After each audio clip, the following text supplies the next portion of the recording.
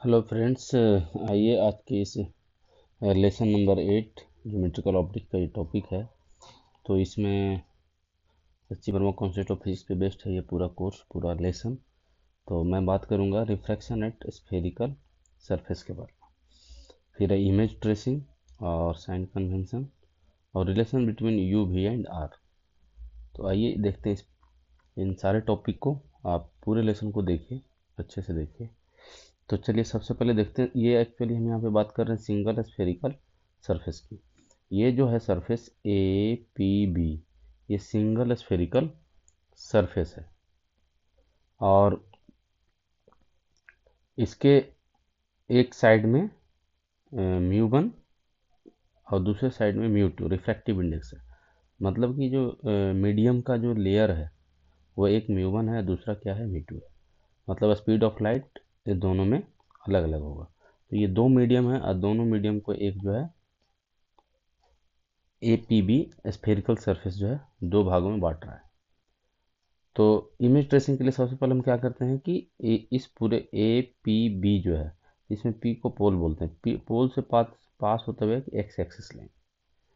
तो इससे अगर कोई रे आप इंसिडेंट कराएंगे जो पोल से पास हो तो स्ट्रेट वो थ्रू कर जाता है, उसमें कोई रिफ्रैक्शन डेविएशन नहीं होता है। दूसरा, हम एक ऑब्जेक्ट ले लेंगे पॉइंट ओ पे, सोर्स जिसको बोल सकते हैं ऑब्जेक्ट। यहाँ से एक रे जाएगा, ठीक है, और ये जहाँ पे भी ए पी बी में डी पॉइंट पे इंसिडेंट करेगा वहाँ पे हम नॉर्मल ड्रॉ करेंगे ई डी सी। इसका मतलब सी क्या होगा, रेडियस ऑफ कर्वेचर, ये डिस्टेंस, ठीक है। और ये हो जाएगा सी डी ई, ये हो गया नॉर्मल। तो नॉर्मल से जितना एंगल पे ये इंसिडेंट किया वो एंगल ऑफ इंसिडेंस, और नॉर्मल से अब ये अवे, या नॉर्मल से कितने से, तो ये हो गया एंगल ऑफ रिफ्रैक्शन। डेविएट कितने से हुआ, ये हो गया रिफ्रैक्टेड रे, ये इंसिडेंट रे, और ये एंगल ऑफ इंसिडेंस, ये एंगल ऑफ रिफ्रैक्शन। तो इन सारे पॉइंट को आपको ध्यान रखना है।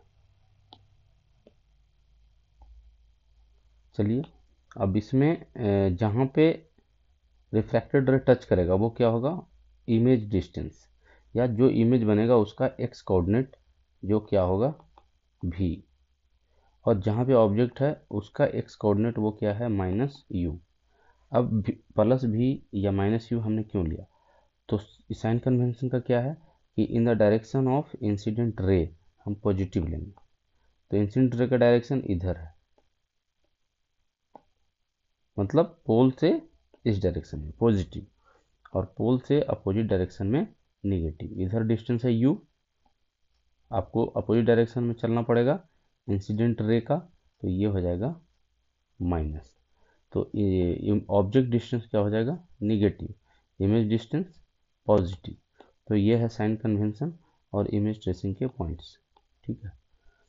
और जो यू भी और आर है ये बेसिकली क्या है, एक्स कोऑर्डिनेट है, इमेज का, ऑब्जेक्ट का और रेडियस कर्वेचर का, इन सब का। तो इमेज ट्रेसिंग भी हो गया, साइन कन्वेंशन भी हो गया। अब रिलेशन के लिए देखते हैं। तो हमने यहाँ पे ये एंगल मान लिया अल्फा, इस एंगल को मान लिया है अल्फा, और इस एंगल को हमने मान लिया है बीटा, और इसको हमने मान लिया गामा। ये तीन एंगल हमने मान लिया। पहला एंगल क्या है, इंसिडेंट रे और प्रिंसिपल एक्सिस के बीच। दूसरा क्या है, प्रिंसिपल एक्सिस और रेडियस कर्वेचर के बीच। तीसरा क्या है, रिफ्रैक्टेड रे और प्रिंसिपल एक्सिस के बीच। तो ये तीन एंगल हमने यहाँ पे एज्यूम कर लिया, अल्फा बीटा और गामा, ठीक। अब हम यहाँ पे देखेंगे कि alpha plus beta equal to I. तो ये है अल्फा, ये है बीटा, और आई जो है ये क्या है, एक्सटीरियर एंगल है। आई यहाँ पे क्या है, इस ट्रायंगल के लिए एक्सटीरियर एंगल है। तो exterior angle sum of internal angle के बराबर होता है। तो इसका मतलब alpha plus beta equal to क्या हो जाएगा, आई। दूसरा कि alpha plus gamma equal to beta, ये sorry, refracted angle R plus gamma equal to beta. आप इस ट्रायंगल में देख लीजिए, तो ये एक्सटीरियर एंगल है, तो r plus gamma equal to beta. तो ये दो इम्पोर्टेंट जो है आपको पॉइंट यहाँ पे मिल गए। तो इनका फ़ायदा क्या है, स्नेल्स लॉ हम यूज करेंगे।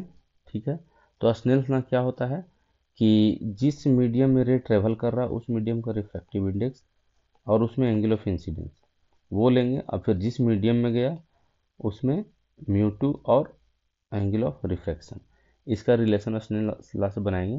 तो mu one sine I one first medium और angle of incidence first medium में, सेकंड मीडियम का रिफ्रैक्टिव इंडेक्स सेकंड मीडियम का रिफ्रैक्टेड एंगल उसका साइन, तो mu one sine I equal to mu two sine R. और चूंकि यहाँ पे हम पैराक्सियल रे के बारे में बात करते हैं, जो भी रे हम लेते हैं वो बेसिकली क्या है, काफ़ी क्लोज होता है प्रिंसिपल एक्सिस के, काफ़ी दूर वाला रे हम नहीं लेते हैं कि एक रे यहाँ और दूसरा रे बिल्कुल यहाँ, ऐसा नहीं लेते हैं। इन दोनों में थोड़ी क्लोजनेस रहती है। तो ये हम पैराक्सियल रेज के बारे में स्टडी करते हैं, तो एंगल जो भी होगा वो सारे एंगल क्या होंगे, स्मॉल होंगे। तो साइन आई किस में कन्वर्ट हो जाएगा, आई में, और साइन आर आर में। तो mu one r equal to mu one i equal to mu two r मिलेगा। म्यू वन आई को आप क्या लिख सकते हैं यहाँ से, अल्फा प्लस बीटा, आर को क्या लिख सकते हैं यहाँ से, बीटा माइनस गामा, और इनको आप सोल्व करें। तो mu one alpha mu two gamma is equal to mu two minus mu one beta, beta वाला पोर्शन हमने एक साथ कर दिया। तो कुछ इस तरह से आप अरेंज कर पाएंगे। अब अल्फा, अल्फा आप देखिए यहाँ पे ये है अल्फा, तो अल्फा, और यहाँ पे हम क्या करेंगे, अल्फा एंगल को अगर हम डिस्टेंस के फॉर्म में लिखना शुरू करें तो एक राइट एंगल ट्रायंगल का आपको यहाँ पे ड्रॉ करना पड़ेगा। तो ओ पी डी तो नहीं होगा, तो पी डैश एक पॉइंट लेना पड़ेगा। पी और पी डैश क्या है, काफ़ी क्लोज होगा। तो चाहे आप डी पी ले लो या डी पी डैश ले लो, दोनों डिस्टेंस बराबर होगा। क्यों, क्योंकि पी जो है लगभग पी डैश के पास ही है। ठीक है, तो छोटे मोटे एजम्पन्स होते हैं, उसको माइंड में रखना है। और जब आप तब यहाँ से आप tan अल्फा इक्वल टू क्या लिख सकते हैं, डी पी डैश या d p by o p. और चूंकि ये पैराक्सियल रे है, अल्फा बहुत स्मॉल है, तो tan alpha equal to alpha d p equal to, या आपको ध्यान हो तो एक ट्रायंगल में हम क्या पढ़ते हैं, theta equal to l upon r, ये आर होता है और ये एल होता है। तो स्मॉल एंगल के केस में इस तरह से आप करते हैं। तो आप यहाँ से सीधा जो है अल्फा इक्वल टू लिख सकते हैं d p by p o plus mu two, और गामा इक्वल टू क्या लिख सकते हैं, d p by p i, mu two minus mu one, और बीटा इक्वल टू क्या लिख सकते हैं, d p by p c. अब देख लीजिए डी पी कैंसिल आउट हो जाएगा, पी ओ क्या है, पी ओ ये वाला पोर्शन है, पी ऑब्जेक्ट डिस्टेंस, तो ये क्या हो जाएगा माइनस यू, पी ओ क्या हो जाएगा माइनस यू।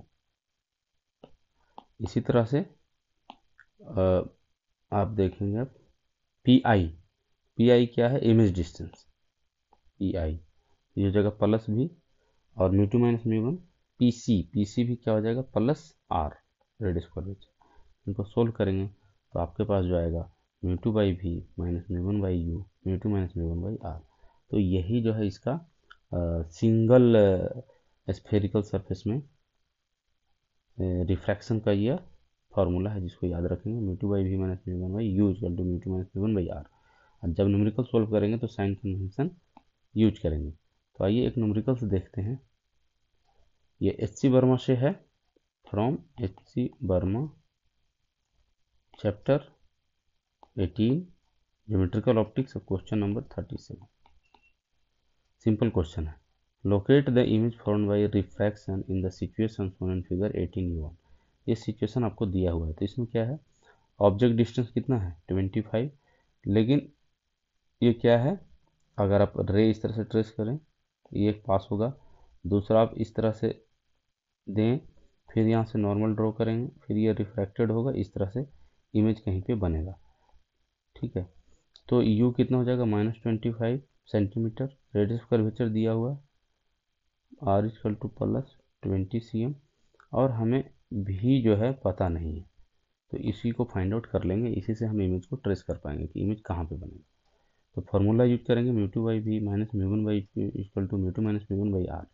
म्यू टू कितना है 3/2, 1.5 मतलब 3/2 by v minus mu one by u, u कितना है -25।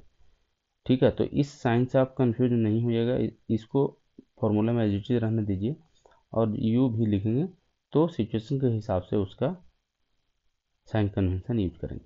फिर 1.5 माइनस 1, म्यू वन कितना था 1 बाई रेज स्क्वायर 20, तो ये होगा +20। इसको सोल्व करेंगे तो 1/40 आएगा, इसको 3/2 को 3/2 भी, फिर 1/40 माइनस 1/25, इसको सोल्व करेंगे तो आऊगा 3 - 3/5 ये 2 से ये 4 कटेगा, 3 से 3 कट जाएगा तो आपको आ जाएगा v इक्वल टू 100 सेंटीमीटर। लेकिन v क्या आया नेगेटिव में, तो नेगेटिव में आने का मतलब क्या है कि अब जो आप इमेज ट्रेस करोगे तो हमने जो इधर ट्रेस किया ना ये गलत किया। इमेज देखिए कहाँ से ट्रेस होगा, हमें पता चल गया 100 पे, उसको ट्रेस आउट करते हैं। तो ये 25 है और इसका 4 टाइम्स करेंगे तब इधर कहीं पे 100 बनेगा -100, मान लीजिए यहीं पे है, ये डिस्टेंस कितना है -100 सेंटीमीटर, तो ये है v के बराबर। तो आप देख लीजिए कि आप इस तरह से डॉट डॉट करके इमेज ट्रेस करने का ये तरीका है, और यहाँ से आप इस तरह से फॉल करवाइए, ठीक है, और ये यहाँ से इधर जाएगा, यहाँ से आप इसको नॉर्मल ड्रॉ कर लीजिए। लोअर से हायर रिफ्रैक्टिव इंडेक्स में जाएगा, लोअर से हायर में, तो क्या हो जाएगा टुवर्ड्स नॉर्मल होगा, ठीक है। लेकिन टुवर्ड्स नॉर्मल तो आया, ये रे जाना चाहिए इधर, आया इधर, लेकिन उसके बावजूद जो है कहीं पे कट नहीं कर पाएगा, तो आप इसको डॉट डॉट करके बैक में ट्रेस आउट करेंगे तो यहाँ पे आपको इमेज बन जाएगा। इसका इमेज ट्रेस आउट ऐसा होगा और कितना हो जाएगा -100, तो 100 centimetre from the surface on the side of S, S मतलब सोर्स। तो इस तरह से आप क्वेश्चन आसान से सॉल्व कर सकते हैं, इस फार्मूला को याद रखिए।